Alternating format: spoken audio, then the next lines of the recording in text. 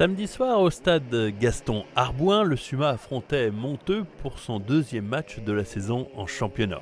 Une rencontre a priori largement dans les cordes des joueurs de Sébastien Varoumas, même si le début de partie laisse penser le contraire.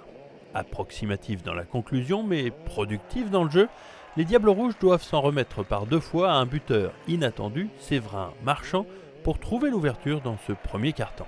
Des premiers buts, c'est ce qu'on a travaillé à l'entraînement, on a essayé au match, ça a fonctionné, deux fois les mêmes buts. Après il y a eu les passes aussi, c'est toute l'équipe, c'est pas qu'une personne. L'approche du second quart-temps est un peu plus compliquée pour les sumaïstes, même si Detsina ajoute un troisième but à la 28e minute. 3-0, et puis c'est tout pour les Aubois un peu amorphes et sans solution dans cette période. À la mi-temps, le discours de Sébastien Varoumas se révèle important pour la suite de la rencontre. J'aurais juste dit d'arrêter de taper au-dessus, juste de cadrer, puisque les actions on les avait, et par contre ça partait dans les nuages, ça partait à côté, donc voilà, de cadrer, d'être bien concentré, d'être précis, et on l'a vu, les trois premières frappes, elles étaient cadrées, elles étaient dedans, point, voilà, c'est pas compliqué. Comme je dis, pour marquer un but, il faut le cadrer, c'est peut-être tout bête ce que je dis, mais c'est quand même une vérité. Oui, le Suma va ajouter 3 buts en moins de 7 minutes grâce à un doublé de Collier et à un nouveau but de Roman Detsina. La différence est faite au score. Le club troyen peut alors faire tourner son effectif à l'image de Paulin Mauclair, suppléant le gardien de l'équipe de France, Jean-Marc Landréal, pour les deux derniers quart-temps. Un Paulin Mauclair qui aura du travail dans cette partie est bien proche aussi de se blesser sur une action anodine. Ouais, j'ai pris le poteau dans l'épaule et ça m'a remonté un peu dans le cou.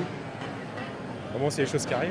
On y pense plus ou moins quand même. On se dit si on se blesse, qu'on ne joue pas souvent, on retarde le début de saison. Mais bon, ça va mieux, ça va là, on verra demain.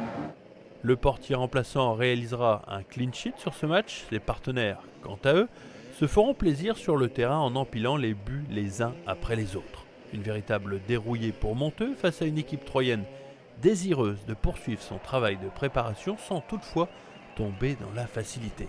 Ouais, on a peut-être tendance à prendre un peu la confiance, mais bon, ça nous permet d'essayer des nouveaux trucs qu'on voit à l'entraînement, qu'on n'a pas l'habitude de faire sur des gros matchs. Et puis là, on l'a vu sur des centres, des talonnades, des reprises, et puis ça marche, donc impeccable. Une victoire 13-0 qui permet au Suma de s'installer en tête du championnat avec 22 buts inscrits et aucun d'encaissé.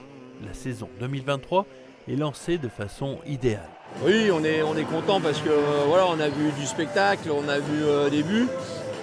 Bon, après tout n'a pas été parfait, on a marqué des buts sur nos forces, on a aussi marqué des buts sur des attaques placées, ça me faisait plaisir parce que c'est des choses qu'on travaille, c'est des choses que je veux voir. Malheureusement, on a eu beaucoup de déchets justement sur ces actions placées, mais voilà, on les a déjà eues par rapport à la semaine dernière. Je pense que c'était juste un petit problème de réglage au niveau des pieds.